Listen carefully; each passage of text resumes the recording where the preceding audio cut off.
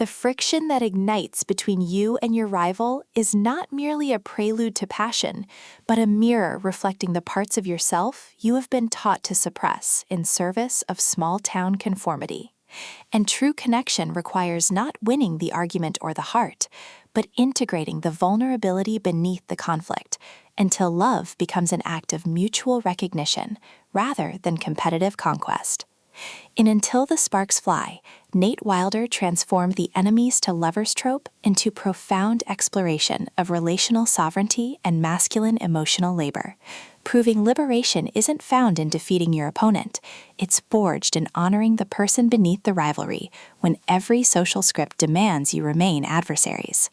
This psychologically precise narrative makes every charged huance feel like both challenge and confession, where consent to stay is negotiated through self-trust rather than assumed animosity, and healing means protecting your authenticity when community expects you to perform enmity. From sawdust and static narration, listeners enter worlds where tension is syntax and presence is the only true resolution, perfect for fans of emotionally intelligent small-town romance where male vulnerability defies genre expectations. When contractor Alara Vance competes for the same historic renovation contract as her longtime rival Julian Thorne, she expects professional warfare, not to discover his resistance mirrors the exact suppression she's endured beneath years of performative toughness, and his quiet refusal to exploit her vulnerabilities creates space for connection defying town gossip.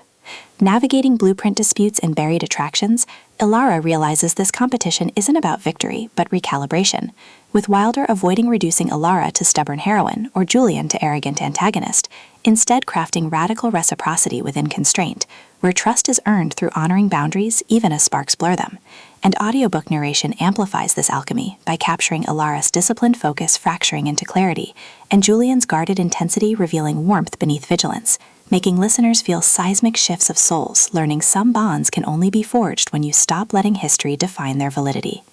What elevates this beyond typical small-town fare is portraying adversarial intimacy as somatic practice rather than romanticized conflict, with Ilara confronting how rural culture equated worth with resilience, while Julian creates sanctuary where her complexity exists without diminishment, their relationship evolving through shared silences during late-night site visits, bypassing performance, rhythms protecting both professional integrity and psychological safety, and mutual defense against relatives mistaking tenderness for betrayal, supported by townspeople encoding suppressed grief, fellow contractors carrying intergenerational weight, and the building itself absorbing decades of unspoken bargains, reinforcing that in extraction-based systems, tenderness toward opposition is technique, and presence is sustainable resource, with renovation milestones mirroring emotional integration, and structural repairs becoming metaphors for earned trust.